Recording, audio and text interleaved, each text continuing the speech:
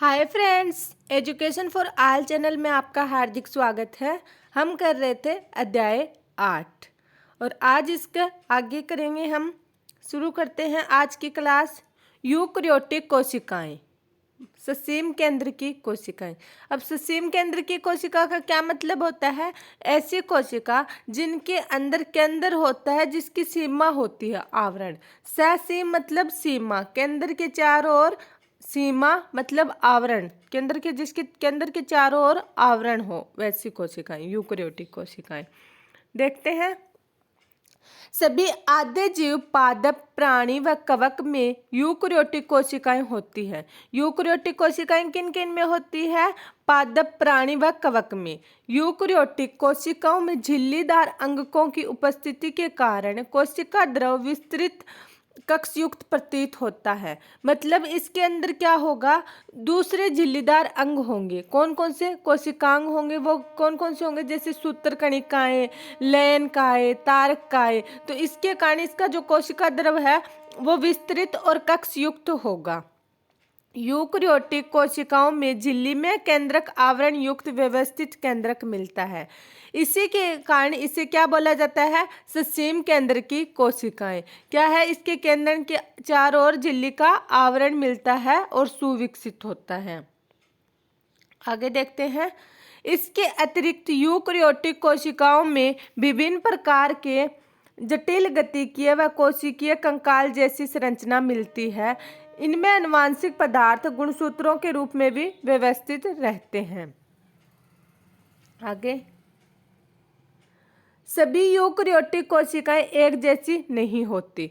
पादप व जंतु कोशिकाएं भिन्न होती है। पादप कोशिकाओं में कोशिका भित्ति, लवक व एक बड़ी केंद्रीय रसधानी मिलती है, जबकि प्राणी कोशिकाओं में ये अनुपस्थित होती है। दूसरी तरफ प्राणी कोशिकाओं में तारकाएं मिलता है, जो लगभग सभी पादप कोशिकाओं में अनुपस्थित होता है। चित्र 8.3 में देखिए। आइए अब प्रत्येक कोशिकीय अंग की रचना व कार्यविधि का अध्ययन करें। इसमें क्या बताया गया है कि सभी जो भी यूकैरियोटिक और प्रोयूकैरियोटिक कोशिकाएं हैं वो सभी समान नहीं होती, अलग अलग होती हैं। जैसे कि पादप और प्राणी कोशिकाएं। इसका डायग्राम हमने कल भी देखा था। अगर आपने वो क्लास नहीं देखी है तो चैनल की प्लेलिस्ट पर जाकर पिछली वाली क्लास को जरूर देखिएगा और बाकी वीडियो को भी देखिएगा। तो इसमें क्या बताया गया है कि प्राणी और पादप कोशिकाओं में भिन्नता पाई जाती है। ये किसका चित्र है? 8.3 है, प्राणी और पादप कोशिका का। तो इसमें क्या कहा है?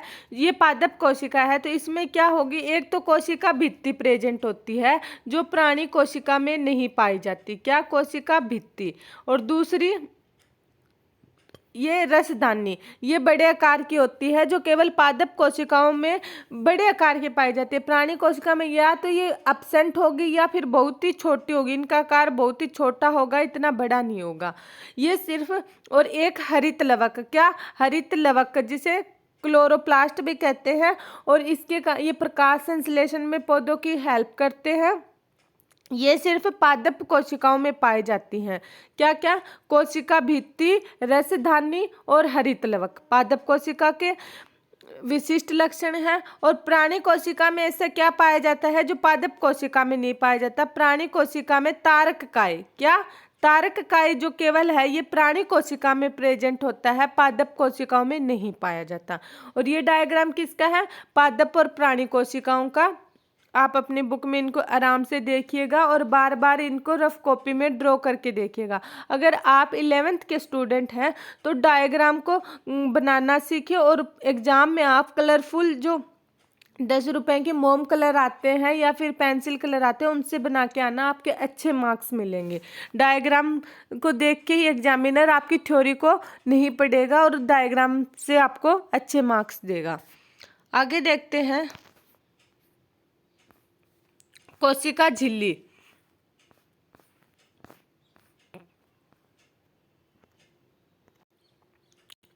कोशिका झिल्ली में क्या कुछ है? वर्ष 1950 के इलेक्ट्रॉन सूक्ष्मदर्शी की खोज के बाद कोशिका झिल्ली की विस्तृत संरचना का ज्ञान संभव हो सका है। इस बीच मनुष्य की लाल रक्त कणिकाओं की कोशिका झिल्ली के रासायनिक अध्ययन के बाद जीवदर्शी जीवद्रव्य झिल्ली के संभावित संरचना के बारे में जानकारी प्राप्त हो सकी है। क्या कहा गया है कि 1950 से पहले इलेक्ट्रॉन माइक्रोस्कोप की खोज नहीं की गई थी, तो इसलिए वैज्ञानिक इतनी ज़्यादा डिटेल स्टडी नहीं कर पाए थे। लेकिन जैसे ही सूक्ष्मदर्शी की ज़्यादा हाई पावर बढ़ी, उनकी ज़्यादा इलेक्ट्रॉन माइक्रोस्कोप की खोज हुई, तो फिर क्या है, उन्होंने कोशिकाओं को, उनकी झिल्लियों को अच्छे से अध्ययन किया। देखते हैं क्या देखा साइंटिस्ट ने।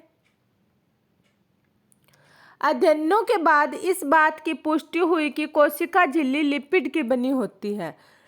क्या देखा कि जब इस किस बात की पुष्टि हुई इसमें कि जो कोशिका झिल्ली है वो किसकी बनी होती है, लिपिड की। इस लाइन को आप अंडरलाइन कर लीजिएगा। किसकी बनी होती है, हमेशा याद रखना है आपको, लिपिड की। लाइफ टाइम याद रखना है, कोशिका झिल्ली किसकी बनी होती है, लिपिड की, जो 2 स्तरों में व्यवस्थित होती है। कितनी स्तरों में, 2 स्तरों में। लिपिड झिल्ली के अंदर व्यवस्थित होते हैं, जिनका ध्रुवीय सिरा बाहर की ओर और जल विरूपुंज सिरा अंदर की ओर। मतलब कैसे, ये तो इसका सिर है, ये पूंछ है, ये सिर है, ये पूंछ है, ये सिर है, ये पूंछ है। फिर इस साइड ये सिर हो गया, ये पूंछ हो गई। ये सिर, दोस्त है, बना के दिखाती हूँ मैं आपको। ये सिर, पूंछ, सिर, पूंछ, ये इसका सिर, ऐसी स्थिति में यहाँ पे ऐसे।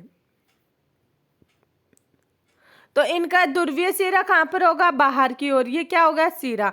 और ये क्या होगा, पूंछ, जो अंदर की ओर होगा। मतलब ये जल बीरू, मतलब जल के वातावरण में रहने वाले। तो लिपिड की ऐसी बनी होगी। ये कोशिका झिल्ली 2 सतह होगी, एक सतह, 2 सतह और ऐसी बनी होगी। आगे देखते हैं। इससे सुनिश्चित होता है कि संतृप्त हाइड्रोकार्बन की बनी हुई अध्रुवीय पूंछ जलीय वातावरण में सुरक्षित रहती है।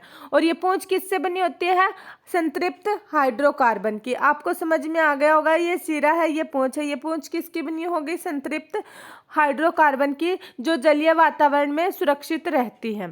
चित्र 8.4 में देखते हैं।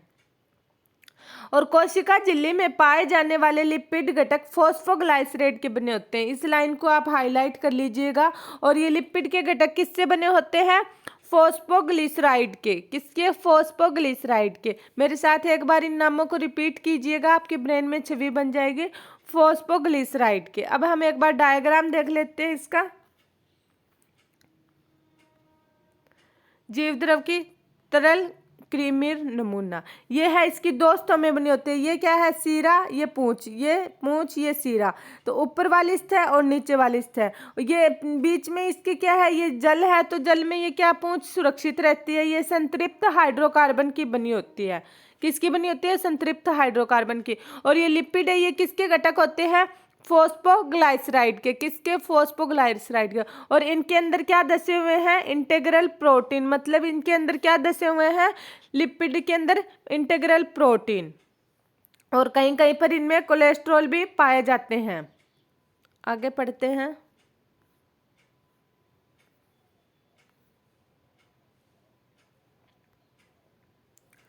बाद में जैव रासायनिक अनुसंधानों ने यह स्पष्ट हो गया कि कोशिका झिल्ली में प्रोटीन व कार्बोहाइड्रेट पाया जाता है। क्या क्या स्पष्ट हुआ कि इसके अंदर प्रोटीन और कार्बोहाइड्रेट भी पाए जाते हैं। विभिन्न कोशिकाओं में प्रोटीन व लिपिड का अनुपात भिन्न भिन्न होता है। अलग अलग कोशिकाओं में प्रोटीन और लिपिड का अनुपात कैसा होगा, अलग अलग। मनुष्य की रुधाणु, इराइथ्रोसाइट। रुधाणु क्या होते हैं, जो रक्त कणिकाएं। क्या, रक्त कणिका। रुधाणु मतलब रुधिर, रुधिर रक्त, खून की झिल्ली में लगभग 52% प्रोटीन व 40% लिपिड मिलता है। रुधाणु में कितने प्रतिशत होता है इनका, 52% प्रोटीन व 40% लिपिड मिलता है। कितना, 52% प्रोटीन व 40% लिपिड मिलता है। झिल्ली में पाए जाने वाले प्रोटीन को अलग करने की सुविधा के आधार पर 2 अंगभूत व प्रीदीय प्रोटीन भागों में विभक्त कर सकते हैं। कितने भागों में बांट सकते हैं इसको, 2 भागों में। प्रीदीय प्रोटीन झिल्ली की सतह पर होता है, जबकि अंगभूत प्रोटीन आंशिक व पूर्ण रूप से झिल्ली में धसे रहते हैं। मतलब एक तो प्रोटीन ऐसा होगा जिसे प्रीदीय बोलेंगे, जो सतह पर पाया जाएगा। एक जिसे हम, दूसरा कौन सा प्रोटीन होगा, जो पूरी तरह से इस लिपिड लेयर में धसा होता है, जिसे हम इंटीग्रल प्रोटीन कहते हैं। आगे, कोशिका झिल्ली का उन्नत नमूना 1972 में सिंगर व निकोलसन द्वारा प्रतिपादित किया गया। किसके द्वारा प्रतिपादित किया गया? सिंगल व निकोलसन के द्वारा, जिसे तरल कृमि नमूने के रूप में व्यापक रूप से स्वीकार किया गया है। ये हमने डायग्राम देखा। इसके अनुसार लिपिड के अर्ध तरलीय प्रकृति के कारण द्वितीय के भीतर प्रोटीन पार्श्विक गति करता है। झिल्ली के भीतर गति करने की क्षमता उसकी तरलता पर निर्भर करती है। अब क्या है, इसके अंदर प्रोटीन गति करेगा और ये गति कितनी कम या ज़्यादा होगी वो किस पर निर्भर करेगी? इसके अंदर की तरलता पर, मतलब कितना डेंस है या फिर ये ज़्यादा है। अब आपको इस कोशिका झिल्ली के बारे में एक बार फिर से रिवाइज करवा देते हैं। यहाँ पर क्या क्या है इसमें मेन पॉइंट। एक तो सबसे पहले ये किसने बताया? 1972 में तरल फ्लूइड मोज़ेक मॉडल, मतलब तरल कृमि नमूना किसने बताया? सिंगर व निकोलसन ने। कब? 1972 में। ये किसके बना होता है? ये कोशिका झिल्ली लिपिड की दो स्तरों से। कितनी स्तरों से? दो स्तरों से। एक ये इनकी पूंछ अंदर की तरफ पानी में होगी, मतलब ये जल को स्नेही होगी, और सिरा जल से दूरी बनाने वाला होगा। और इनके अंदर क्या जैसे रहते हैं? प्रोटीन। और इनमें कहीं कहीं पर कार्बोहाइड्रेट भी पाए जाते हैं, कोलेस्ट्रॉल भी प्रेजेंट होते हैं। इनकी पूंछ किससे बनी होती है? संतृप्त हाइड्रोकार्बन की। किससे बनी होती है? संतृप्त हाइड्रोकार्बन की। ये मेन पॉइंट है। क्या क्या है कि ये जो मॉडल है सबसे पहले किसने दिया? 1972 में सिंगर और निकोलसन ने। यह लिपिड की दो स्तरों से बनी होती है। एक तरफ सिरा होता है, एक तरफ पूंछ होती है। और ये जो लिपिड के इसमें कौन से घटक होंगे? फॉस्फोग्लिसराइड के। कैसे घटक होंगे? फॉस्फोग्लिसराइड के। आगे देखते हैं हम।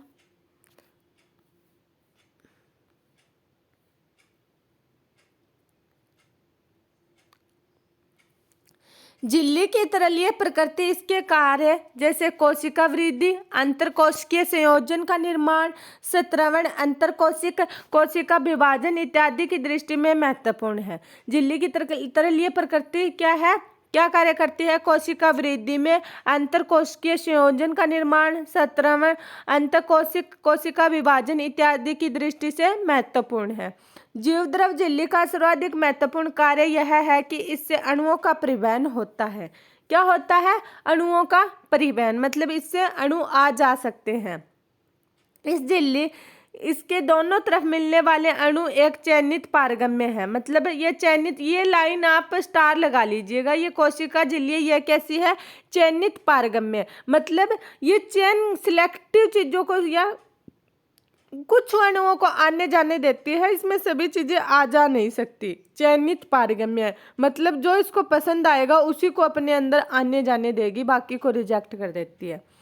कुछ अणु बिना ऊर्जा की आवश्यकता के इस झिल्ली से होकर आते हैं, उसे निष्क्रिय परिवहन कहते हैं। मतलब जो अणु कोई ऊर्जा यूज नहीं करते, सरलता से सुगमता से पार हो जाते हैं, तो उस परिवहन को क्या कहेंगे? निष्क्रिय परिवहन। अब जैसे ये है, ये झिल्ली है, इसमें क्या है? ये यहाँ पर पाथवे बना हुआ है, मतलब रास्ता बना हुआ है। तो यहाँ से ये क्या अणु पार हो गए, तो यहाँ पर हमें ऊर्जा एटीपी की आवश्यकता नहीं पड़ी, तो ये क्या हो गए? डायरेक्ट चले गए। तो इस परिवहन को कैसा कहेंगे? निष्क्रिय परिवहन। फ्रेंड्स, आपको समझ आ रहा है या नहीं आ रहा इतना पता नहीं, ये ऑनलाइन क्लास है। अगर ऑफलाइन क्लास होती तो बार बार हम पूछते, रिपीट करते। अगर फिर भी आपको कोई डाउट हो तो प्लीज़ कमेंट बॉक्स में कमेंट करना, आपके डाउट का रिप्लाई जरूर मिलेगा। निष्क्रिय परिवहन कैसा होगा कि ये जो कोशिका, ये लिपिड झिल्ली है, इसमें पाथवे बना हुआ है, इसमें जिसमें हमें एटीपी की आवश्यकता नहीं होती। एटीपी मतलब ऊर्जा, एटीपी क्या है? ऊर्जा। तो यहाँ से सीधे डायरेक्ट अणु पास हो गए बिना ऊर्जा के, एटीपी की आवश्यकता नहीं पड़ी, उसे हम कैसा कहेंगे? निष्क्रिय परिवहन। उदासीन विलय, आगे पढ़ते हैं। उदासीन विलय सांद्र प्रवणता के अनुसार जैसे उच्च सांद्रता से निम्न सांद्रता की ओर साधारण विसरण द्वारा इस झिल्ली से होकर जाते हैं। मतलब अब निष्क्रिय परिवहन में कैसा होगा? उच्च सांद्रता से निम्न सांद्रता की तरफ जाएंगे, जैसे पानी का बहाव है, वो क्या होगा? निष्क्रिय परिवहन होएगा, ऊंचाई से नीचाई की तरफ आएगा। आप एग्जाम्पल के रूप में पानी का बहाव ले सकते हो, जहाँ ऊंचाई से पानी का बहाव किस तरफ जाएगा, निचाई की तरफ, और उसमें कोई ऊर्जा नहीं लगेगी, वो डायरेक्ट चलता जाएगा। जल भी इसी झिल्ली की उच्च सांद्रता से निम्न सांद्रता की ओर गति करता है। विसरण द्वारा जल के प्रवाह को प्रासरण कहते हैं, और विसरण के द्वारा जल के प्रवाह को क्या कहेंगे, प्रासरण। चूंकि ध्रुवीय अणु जो अध्रुवीय लिपिड द्विसतह से होकर नहीं जा सकते, उन्हें झिल्ली से होकर परिवहन के लिए झिल्ली वाहक प्रोटीन की आवश्यकता होती है। कुछ आयन और अणुओं को झिल्ली से होकर परिवहन की इनकी सांद्रता परिवहन के विपरीत जैसे निम्न से उच्च सांद्रता की ओर होता है। इस प्रकार के परिवहन हेतु ऊर्जा आधारित प्रक्रिया होती है, जिसमें एटीपी का उपयोग होता है, उसे सक्रिय परिवहन कहते हैं। यह एक पंप के रूप में कार्य करता है, जैसे sodium ion, potassium ion pump. अब इसमें क्या कहा गया है ये समझते हैं। निष्क्रिय परिवहन हमने समझा कि जिसमें कोई ऊर्जा की आवश्यकता नहीं होती और उच्च सांद्रता से निम्न सांद्रता की तरफ जाएगा। अब क्या है सक्रिय परिवहन, दूसरी क्या परिभाषा है सक्रिय परिवहन। ये क्या है, निष्क्रिय का उल्टा। क्या, निष्क्रिय का उल्टा। इसमें क्या है कि जरूरत पड़ेगी हमें ऊर्जा की, एटीपी की, किसकी, जो अब जैसे हमने डायरेक्ट ऐसे ऊंचाई से नीचाई की तरफ पानी आएगा तो वो बिना ऊर्जा के आएगा और डायरेक्ट सुगमता से आ जाएगा। लेकिन जैसे ही हम निचाई से ऊंचाई की तरफ पानी चढ़ाते हैं, जैसे अपने घरों के ऊपर की टंकी में पानी चढ़ाते हैं, तो हमें क्या होगा, वो जल ऊपर से अगर हम जल को छोड़ेंगे तो वो नीचे आ जाएगा, लेकिन नीचे से ऊपर पहुंचाना होगा जल, तो वो डायरेक्ट नहीं जा सकता, उसको ऊर्जा की आवश्यकता होगी। इसके लिए हम मोटर की हेल्प लेंगे, मोटर पंप की हेल्प लेंगे और मोटर से ऊपर की टंकी में पानी को चढ़ाएंगे। ठीक वैसे ही सक्रिय परिवहन में क्या होगा, अणुओं को परिवहन के लिए एटीपी मतलब ऊर्जा की हेल्प लेनी पड़ती है। और किसकी हेल्प लेंगे, एटीपी ऊर्जा की। इसमें क्या होगा, ये तो हो गया निष्क्रिय परिवहन, ये निष्क्रिय परिवहन हो गया डायरेक्ट पाथवे। लेकिन सक्रिय परिवहन में क्या होगा, ये जैसे लिपिड है इसमें ये पाथवे है ना, तो इसमें ये बने एटीपी, क्या ये एटीपी है, क्या आपने ये डायग्राम बना दिया एटीपी का, और इसमें फिर हम अणु को पास करवाएंगे। ठीक वैसे ही जैसे पानी हम निचाई से ऊपर की टंकी में चढ़ाते हैं तो फिर हम मोटर की हेल्प लेते हैं, और जब ऊपर से पानी आता है अपने घरों की टेप में तो उसमें हमें मोटर की आवश्यकता नहीं होती, पूरे प्रेशर से आता है, क्योंकि वो ऊंचाई से निचाई की तरफ आ रहा है। हमारे बाथरूम में जो टेप में पानी आता है उसमें हमें मोटर नहीं चलानी पड़ती, क्योंकि वो ऊंचाई से निचाई की तरफ आ रहा है। लेकिन हम निचाई से ऊंचाई की तरफ पानी को भेजेंगे तो हमें मोटर की हेल्प चाहिएगी। उससे ठीक वैसे ही सक्रिय परिवहन में एटीपी की जरूरत पड़ती है अणुओं के परिवहन में। फ्रेंड्स, मुझे लगता है कि शायद आपको समझ में आ गया होगा। प्लीज़ अगर आपको समझ में आया हो या ना आया हो कमेंट में कमेंट करके ज़रूर बताना, ताकि मैं अपनी स्टडी के पढ़ाने के तरीके में और ज़्यादा इम्प्रूवमेंट कर सकूं। आगे हम देखते हैं, नेक्स्ट है कोशिका भित्ति। अब क्या है, अब आप हमें दिखाई नहीं दे रहे, लेकिन फिर भी आप इस बात को रिपीट कीजिएगा कि कोशिका भित्ति किस में पाई जाती है। जोर से बोलिएगा, आपको सिर्फ पढ़ने से मतलब होना चाहिए। अगर मेरे साथ साथ बोलते रहोगे तो आपको नींद भी नहीं आएगी। और एनसीईआरटी का हर एक वर्ड मोस्ट इम्पोर्टेंट है। प्लीज़ इसको वीडियो को 5 बार देखिए, 10 बार देखिए, और एनसीईआरटी की बुक को अपने दिमाग में अच्छे से छाप ले, आपको जीवन भर काम आएंगी। कोशिका भित्ति किस में पाई जाती है, केवल पादप कोशिकाओं में। किस में, पादप कोशिकाओं में। ये प्राणी कोशिका में नहीं पाई जाती। कोशिका भित्ति प्राणी कोशिका में एब्सेंट होती है और पादप कोशिकाओं में पाई जाती है। मेरे साथ रिपीट कीजिएगा, कोशिका भित्ति केवल पादप कोशिकाओं में पाई जाती है, प्राणी कोशिकाओं में नहीं पाई जाती। किस में पाई जाती है, केवल पादप कोशिकाओं में पाई जाती है, प्राणी कोशिकाओं में नहीं पाई जाती। देखते हैं अब, आपको याद ही होगा कि कवक व पौधों की जीवद्रव झिल्ली के बाहर पाए जाने वाली दृढ़ निर्जीव आवरण को कोशिका भित्ति कहते हैं। कोशिका भित्ति कैसी होती है, निर्जीव होती है। क्या होती है, निर्जीव होती है और कठोर होती है। कोशिका भित्ति कोशिका को केवल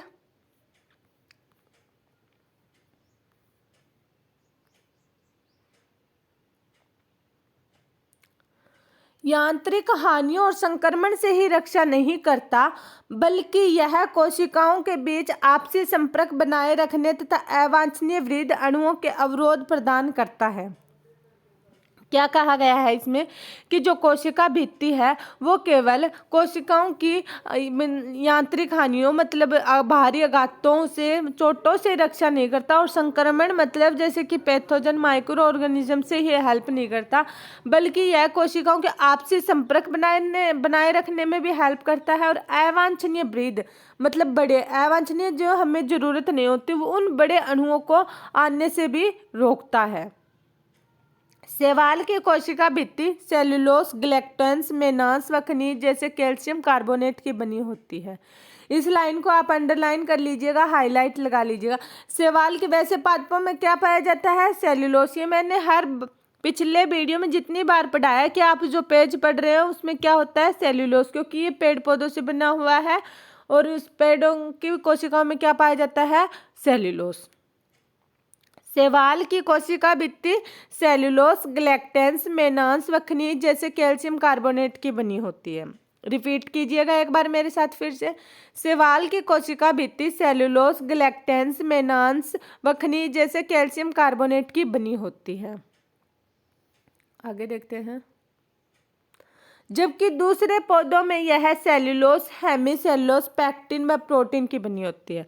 और दूसरे पौधों में किसकी बनी होगी? सेल्यूलोस, हेमीसेल्यूलोस, पैक्टिन व प्रोटीन की बनी होगी। एक बार फिर से रिपीट कीजिएगा। दूसरे पौधों में यह किसकी बनी होगी? सेल्यूलोस, हेमीसेल्यूलोस, पैक्टिन व प्रोटीन की बनी होती है। नवपादप कोशिका की कोशिका भित्ति में स्थित प्राथमिक भित्ति में वृद्धि की क्षमता होती है। क्या कहा है इसने? नवपादप जो नए पौधे हैं उनकी कोशिका भित्ति में स्थित प्राथमिक भित्ति में वृद्धि की क्षमता होती है। मतलब जो प्राथमिक भित्ति होती है वो वृद्धि कर सकती है, उसमें वृद्धि करने की पावर होती है, मतलब वो जिंदा होती है। लेकिन जैसे जैसे परिपक्व होती है वो दृढ़ होती जाती है और निर्जीव हो जाती है और उसमें वृद्धि की क्षमता घट जाती है या बिल्कुल समाप्त हो जाती है। जो कोशिका की परिपक्वता के साथ घट जाती है इसके साथ कोशिका के भीतर की तरफ द्वितीय भित्ति का निर्माण होने लगता है और वो क्या होती है? फिर द्वितीय भित्ति के रूप धारण कर लेती है। मध्य पटलिका मुख्यतः कैल्शियम पैक्टेट की बनी सतह होती है।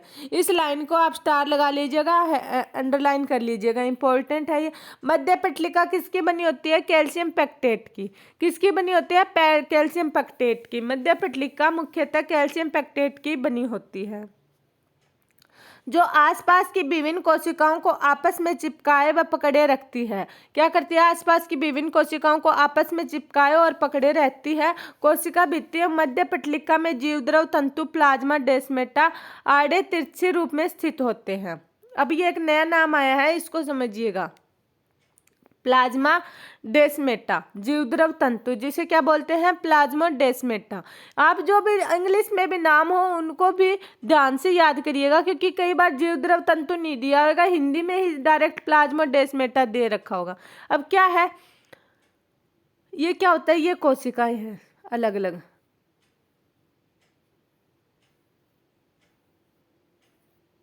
फिर से बनाते हैं।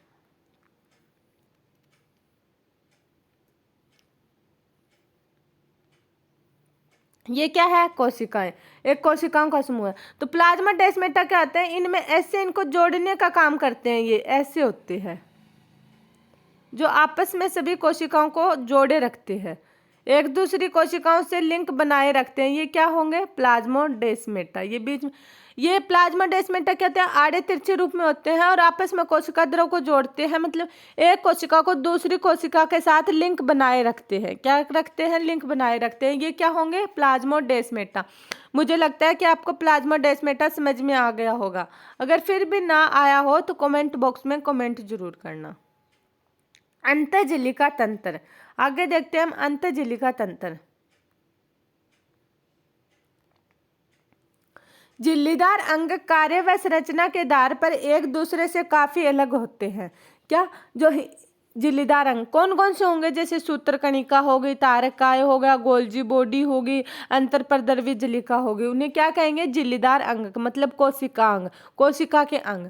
उनके कार्य क्या होते हैं, एक दूसरे से बिल्कुल अलग होते हैं। इनमें बहुत से ऐसे होते हैं जिनके कार्य एक दूसरे से जुड़े रहते हैं, और कुछ के ऐसे भी होंगे जिनके कार्य एक दूसरे से जुड़े रहेंगे, अतः इन्हें झिल्लिका तंत्र के अंतर्गत रखते हैं। किसके अंतर्गत, जिनके कार्य एक दूसरे से जुड़े होंगे इन्हें हम क्या किस में रखेंगे, झिल्लिका तंत्र के अंदर। तंत्र क्या होता है, जो एक दूसरे से कनेक्शन रखता है और मिल बांट के काम करता है, उसको हम क्या कहते हैं, सिस्टम या तंत्र। इस तंत्र के अंतर्गत अंतर्द्रवी झिल्लिका, गोल्जी काय, लैन काय व राजधानी अंग आते हैं। झिल्लिका तंत्र के अंतर्गत कौन कौन से आते हैं, अंडरलाइन कर लीजिएगा, अंतर्द्रवी झिल्लिका, गोल्जी काय, लैन काय व राजधानी अंग आते हैं। कौन कौन से आते हैं, अंतर्द्रवी झिल्लिका, गोल्जी काय, लैन काय व राजधानी आते हैं। एक बार मेरे साथ रिपीट कीजिएगा, कौन कौन से आते हैं, अंतर्द्रवी झिल्लिका, गोल्जी काय, लैन काय व राजधानी आते हैं। सूत्रकणिका जिसे माइटोकॉन्ड्रिया भी कहते हैं, हरित लवक व प्रोक्सीजोम के कार्य उपरोक्त अंगों से संबंधित नहीं होते, इसलिए इन्हें झिल्लिका तंत्र के अंतर्गत नहीं रखा जाता। अब अंतर्द्रवी झिल्लिका, गोल्जी काय, लैन काय व राजधानी तो झिल्लिका तंत्र के अंदर आते हैं, और कौन कौन से नहीं आएंगे, सूत्रकणिका, हरित लवक और प्रोक्सीजोम। ये किस, इनके कार्य क्या है, स्वतंत्र रूप से अपना कार्य अलग करते हैं, मतलब इन पे किसी का कोई दबाव नहीं होता। ये क्या आएंगे, ये कार्य उपरोक्त अंगों से संबंधित नहीं होते, इसलिए इन्हें अंतःझिल्लिका तंत्र के अंतर्गत नहीं रखा जाता। आगे देखते हैं हम अंतर्द्रवी झिल्लिका, जिसे हम इंडोप्लाज्मिक रेक्टिकुलम भी कहते हैं, इसके बारे में देखते हैं क्या कुछ है। इलेक्ट्रॉन सूक्ष्मदर्शी से अध्ययन के पश्चात यह पता चला कि यूकैरियोटिक कोशिकाओं के कोशिका द्रव में चपटे आपस में जुड़े थैली युक्त छोटे नलिकावत झिल्लिका तंत्र बिखरा रहता है, जिसे क्या कहते हैं, अंतर्द्रवी झिल्लिका। डायग्राम देखते हैं, एक बार फिर से रिपीट करते हैं, क्या कहा है, इलेक्ट्रॉन सूक्ष्मदर्शी के अध्ययन से पता चला कि जो कोशिकांग होते हैं, मतलब उस कोशिका का जो जीवद्रव होता है उसके अंदर क्या होंगे, चपटे, मतलब चपटे होंगे आपस में जुड़े हुए, चपटे आपस में जुड़े हुए थैली युक्त छोटे नलिकावृत, मतलब थैली युक्त छोटे नलिकावत जालिका तंत्र बिखरा रहता है, इसे हम क्या कहेंगे, अंतर्द्रवी झिल्लिका कहेंगे। डायग्राम 8.5 देखते हैं पहले, कैसा डायग्राम होता है इनका। ये तो गोल घेरा अंतर्द्रवी झिल्लिका का। ये क्या है, केंद्रक। ये केंद्रक छिद्र जो केंद्रक के आवरण में प्रेजेंट होता है, इसके बाहर क्या है, ये क्या है, चपटे, नलिकावर्त और थैलीनुमा स्ट्रक्चर है, इसे हम क्या कहेंगे, अंतर्द्रवी झिल्लिका। क्या कहेंगे इस डायग्राम को, अंतर्द्रवी झिल्लिका। ऐसे ये केंद्रक केंद्रक के साथ ऐसे बने होंगे,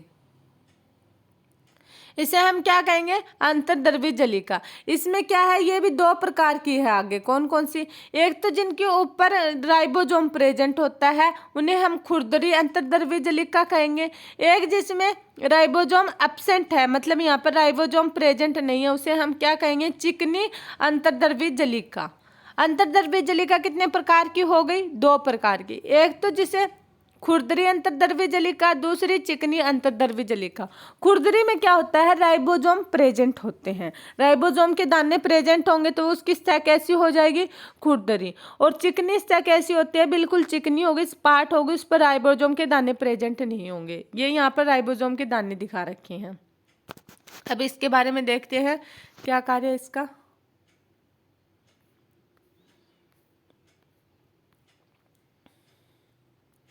अतः राइबोसोम अंतर्द्रवी झिल्लिका के बाहरी सतह पर चिपके रहते हैं। राइबोसोम अंतर्द्रवी झिल्लिका के क्या पर बाहरी सतह पर चिपके रहेंगे।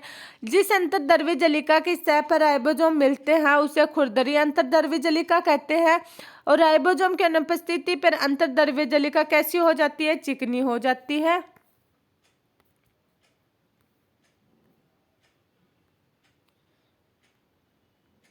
चिकनी लगती है, अतः इसे चिकनी अंतर्द्रवी झिल्लिका कहते हैं। जो कोशिकाएं प्रोटीन संश्लेषण एवं संत्रवण में सक्रिय भाग लेती है उनमें खुरदरी अंतर्द्रवी झिल्लिका बहुतायत मिलती है। क्यों, क्योंकि प्रोटीन संश्लेषण किसमें होता है, राइबोसोम में। किसमें, ये बात मैंने आपको पीछे के लेक्चर में बताई हुई है। राइबोसोम क्या है? प्रोटीन की फैक्ट्री। तो जहाँ पर प्रोटीन का संश्लेषण और संतरण ज़्यादा होगा वहाँ पर क्या ज़्यादा मिलेगी? खुरदरी अंतर्द्रव्यीय जलिका ज़्यादा मिलेगी। ये काफ़ी फैली हुई तथा केंद्र के बाहर जलिका तक फैली रहती है। चिकनी अंतर्द्रव्यीय जलिका प्राणियों में लिपिड संश्लेषण के मुख्यतः स्थल होते हैं। लिपिड की भांति स्टेरॉयल हार्मोन चिकनी अंतर्द्रव्यीय जलिका में होते हैं। अब इनका क्या है? जो खुरदरी अंतर्द्रव्यीय जलिका होगी वो तो प्रोटीन संश्लेषण में भाग लेगी, और जो चिकनी अंतर्द्रव्यीय जलिका होगी वो किसके संश्लेषण में भाग लेती है? लिपिड के। किसके? लिपिड के। आप मेन पॉइंटों को कैच करते जाइएगा। अंतर्द्रव्यीय जलिका कितने प्रकार की होती है? 2 प्रकार की। कौन कौन सी? खुरदरी और स्मूथ चिकनी। खुरदरी पर क्या होंगे? राइबोसोम प्रेजेंट होंगे, राइबोसोम के कण प्रेजेंट होंगे। और हमें पता है राइबोसोम के कण क्या करते हैं? प्रोटीन संश्लेषण में सहायता करते हैं। तो इसलिए खुरदरी अंतर्द्रव्यीय जलिका का क्या काम होगा? प्रोटीन संश्लेषण के करना। और चिकनी राइबोसोम अंतर्द्रव्यीय जलिका का क्या काम होगा? लिपिड का संश्लेषण करना। आगे हम देखते हैं अगला कोशिकांग गोल्जी उपकरण। क्या देखते हैं? गोल्जी उपकरण। कैमिलो गोल्जी 1898 ने पहली बार केंद्र के पास एक घनी रंजित जलिकावत संरचना तंत्रिका कोशिका देखी। क्या देखी? सबसे पहले गोल्जी उपकरण की खोज किसने की? कैमिलो गोल्जी ने। और इसी के नाम पे इसका क्या नाम रख दिया? गोल्जी। 1898 में देखा। कब देखा? 1898 में। जिन्हें बाद में इनके नाम पे गोल्जिकाए कहा गया, मतलब अपने नाम पे इसका नाम रख दिया। अब चित्र 8.6 देखते हैं गोल्जिकाए कैसा दिखता है। ये रहा। ये किसकी स्ट्रक्चर दिखा रखी है? गोल्जिकाए की।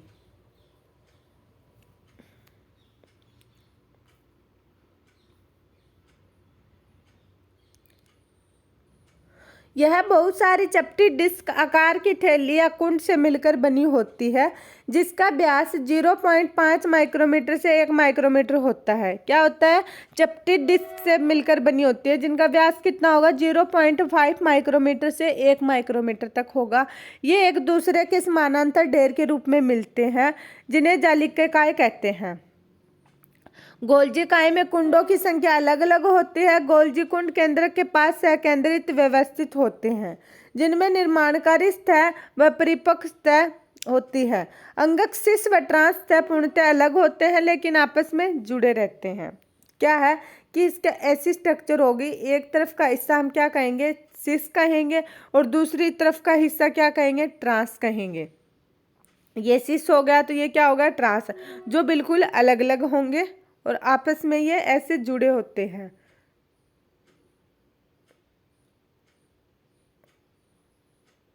इसका कार्य देखते हैं। गोल्जिकाए का मुख्य कार्य द्रव को संवेष्टित कर अंतरकोशिकीय लक्ष्य तक पहुंचाना है। कोशिका के बाहर से द्रवण करना है। संवेष्टित द्रव अंतर्द्रव्यीय जलिका से के पुटिकास के रूप में गोल्जिकाए के शीर्ष सिरे से संगठित होकर परिपक्व सतह की ओर गति करते हैं। इससे स्पष्ट है कि गोल्जिकाए का अंतर्द्रव्यीय जलिका से निकटतम संबंध है। अंतर्द्रव्यीय जलिका के उपस्थित राइबोसोम द्वारा प्रोटीन का संश्लेषण होता है, जो गोल्जिकाए के ट्रांस सिरे से निकलने के पूर्व इसके कुंड में रूपांतरित हो जाते हैं। गोल्जिकाए ग्लाइकोप्रोटीन ग्लाइकोलिपिड निर्माण का प्रमुख स्थल है। अब मुझे लगता है कि ये क्या कहा गया, आपको समझाती हूँ। जो गोल्जिकाए उपकरण है ये क्या है? ऐसी स्ट्रक्चर होती है, और ये क्या होते हैं? शीर्ष और ट्रांस सिरे होते हैं। ये नलिकावर्त होती है, इसके अंदर ये जा सकते हैं कोई अणु।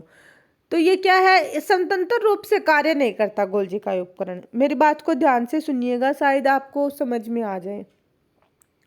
मतलब ये क्या कार्य करेगा? ये अंतर्प्रद्रव्य जलिका के साथ मिलकर कार्य करता है। अब ये अंतर्प्रद्रव्य जलिका है, क्या है? ये कोई अणु छोड़ती है, अणु को सिक्रेट करती है। ये क्या है? गोल्जिकाए की नलिकाएं। ये इसका सिरा होगा, ये अणु इसमें जाते हैं गोल्जिकाए में, और गोल्जिकाए फिर इसको क्या करती है? मॉडिफाइड करती है, और फिर उन अणुओं को पूरा विकसित करके बाहर निकालती है, ताकि वो अपने टारगेट की तरफ चले जाए। अब ध्यान से देखते हैं हम। क्या है कि कोई फैक्ट्री होती है कुरकुरे की। कुरकुरे का एग्जाम्पल लेते हैं, तो कुरकुरा कहाँ से निकलेगा? अंतर्प्रद्रवी जलिका से। लेकिन उसको पैकेट में बंद करके बाजार में कौन भेजेगा? गोल्जी काय। तो मतलब कोई भी अणु को पैकेजिंग करने का काम करती है गोल्जी काय। क्या करती है? पैकेजिंग करने का काम करती है। उसके गोल्जी काय की तरफ रॉ मटेरियल आएगा, जो कहाँ से आएगा? अंतर्प्रद्रवी जलिका से आएगा। और वो उसको क्या करेगी? पैकेट में बंद करके आगे बाजार की तरफ सप्लाई कर देगी, मतलब दूसरे कोशिकाओं को उनके टारगेट तक पहुंचाने के लिए भेज देगी। इसमें यही लिखा गया है कि यह अंतर्प्रद्रवी जलिकाओं से अणु ग्रहण करती है एक सिरे से, और दूसरे सिरे से उसको पूरा मॉडिफाइड और विकसित करके निकाल देती है और बाकी कोशिकाओं की तरफ भेज देती है। और जैसे कि ये इसमें ये दिखाया गया एग्जाम्पल में, जो अंतर्प्रद्रवी जलिका है उससे क्या निकलेंगे? प्रोटीन के अणु।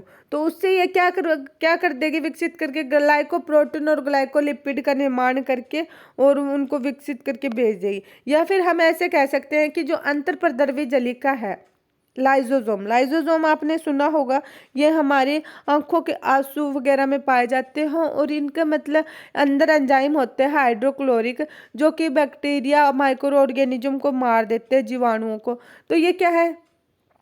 अंतर्प्रद्रवी जलिका है। ये लाइजोजोम के अणु को बूंदों के रूप में भेज देती है, डायरेक्ट उनका एंजाइम सीक्रेट करती है। लेकिन जैसे ही गोल्जी काय इनको लेती है तो वो उनको पूरी मॉडिफाइड एक लाइजोसोम के रूप में पैकेजिंग करके कोशिकाओं की तरफ भेजेगी। मतलब उन बूंदों को इकट्ठा करके वो पूरा एक प्रॉपर लाइजोसोम बनाकर बाहर की तरफ सीक्रेट करेगी। शायद मैं अपने आप से सोचती हूँ कि आपको कुछ समझ में आया होगा। बस मेरा काम ये है कि आपको समझाने का। अब मुझे नहीं पता कि आपको समझ में आ रहा है या नहीं आ रहा है, क्योंकि ये ऑनलाइन क्लास है, पता नहीं चलता कि आ रहे। ऑफलाइन में हम पूछ सकते हैं। अगर आपको समझ में आया हो तो कमेंट बॉक्स में कमेंट जरूर करना, अगर ना आया हो तो भी करना, ताकि मैं अपनी स्टडी को इम्प्रूव कर सकूँ, समझाने के तरीकों को थोड़ा और अच्छे तरीके से बताने की कोशिश करूँ अगले लेक्चरों में। आगे हम देखते हैं लैन काय, लाइजोसोम, जिसका हमने जिक्र किया। यह झिल्ली पुटिका संरचना होती है जो संवेष्टन विधि द्वारा गोल्जी काय में बनते हैं। मतलब अंतर्द्रव्य जलिकाओं के द्वारा इनकी बूंदों का सिक्रिएशन होता है और गोल्जी काय में ये फिर पूरे ये एक अंग के रूप में बाहर निकलते हैं, कोशिकाओं के रूप में। मतलब इनका पैकेजिंग होती है, इन बूंदों को इकट्ठा करके वो एक बड़ा लाइजोसोम बनाती हैं। पृथ्वीकृत लैन काय पुटिकाओं में सभी प्रकार के जल अपकटीय एंजाइम, जल अपकटीय जल को तोड़ने वाले एंजाइम जैसे हाइड्रोलेसिस, लाइपेजिस, प्रोटेजिस, कार्बोहाइड्रेट मिलते हैं। लाइसोसोम में क्या मिलते हैं? एंजाइम मिलते हैं। कौन कौन से? हाइड्रोलेसिस, लाइपेजिस, प्रोटिएजिस, कार्बोहाइड्रेजिस मिलते हैं, जो अम्लीय परिस्थितियों में सर्वाधिक सक्रिय होते हैं। कौन सी परिस्थितियों में? अम्लीय, मतलब एसिडिक इन नेचर होंगे, अम्लीय के संभाव के होंगे। Enzyme carbohydrate, protein, lipid, nucleic अम्ल आदि के पाचन में सक्षम है। और ये एंजाइम किन किन का पाचन कर सकते हैं? कार्बोहाइड्रेट, प्रोटीन, लिपिड, न्यूक्लिक अम्ल आदि का पाचन कर सकते हैं। और लाइसोसोम को क्या कहा जाता है? आत्मघाती थैली। क्या कहा जाता है? आत्मघाती थैली।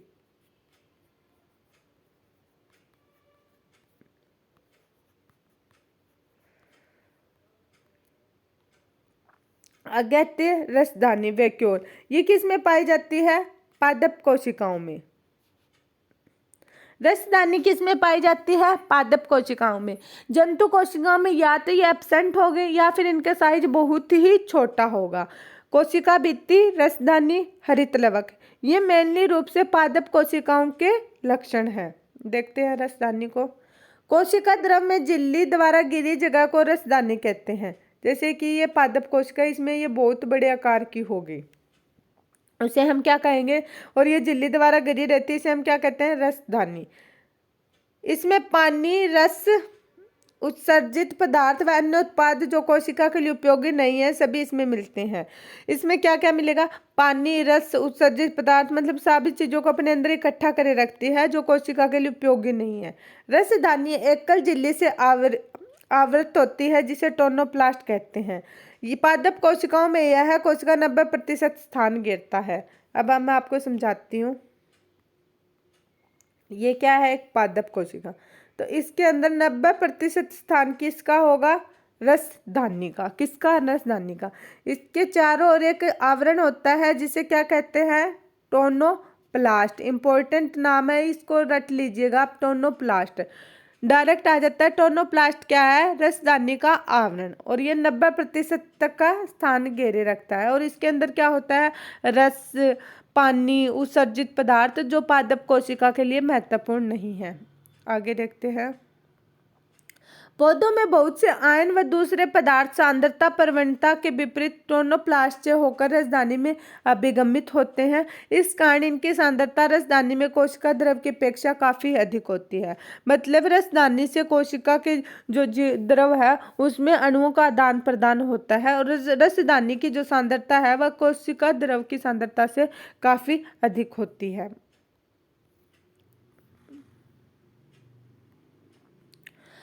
अमीबा में संकुचनशील रसदानी उत्सर्जन के लिए महत्वपूर्ण है। अमीबा में कैसी होती है? संकुचनशील रसदानी होती है जो उत्सर्जन के लिए महत्वपूर्ण है। मतलब अमीबा के वेस्ट मटेरियल को बाहर निकालने के लिए सहायता करती है।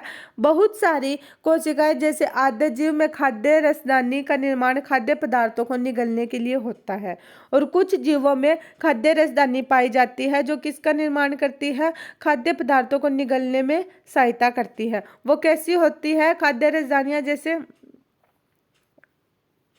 ये जीव हो गया, इसके अंदर ये खाद्य रसदानी हो गई, तो ये खाद्य है तो ये इसको चारों ओर से घेर लेगी। जैसे अमीबा किसी चीज को निगलता है ना, वैसे ठीक वैसे खाद्य रसदानियां खाद्य को निगलने में हेल्प करती है। नेक्स्ट अपना है सूत्र कणिका, जिसे क्या बोलते हैं? माइटोकॉन्ड्रिया। फ्रेंड्स, सूत्र कणिका को हम अगली क्लास में करेंगे क्योंकि फिर इस क्लास की लेंथ ज़्यादा बड़ी हो जाएगी और आपको नींद आने लग जाती है ज़्यादा लंबी क्लास में। तो और थोड़ा थोड़ा करेंगे, अच्छे से करेंगे। और जानने से पहले प्लीज़ वीडियो को लाइक ज़रूर करना और चैनल को सब्सक्राइब ज़रूर करें। जल्दी से जल्दी 100 सब्सक्राइबर करवा दीजिएगा। आपकी सपोर्ट के बिना ये चैनल ग्रो नहीं हो सकता। जितना जल्दी हो सके सब्सक्राइबर बढ़वाइएगा क्योंकि ज़्यादा बच्चे होते हैं पढ़ाने के लिए और ज़्यादा मजे आते हैं। और फिर हमारे अच्छे खासे सब्सक्राइबर होने के बाद में हम ब्लैक बोर्ड पे लाइव क्लासेस लिया करेंगे, उनमें डाउट क्लियर हो जाते हैं। थैंक यू, देखते रहिएगा।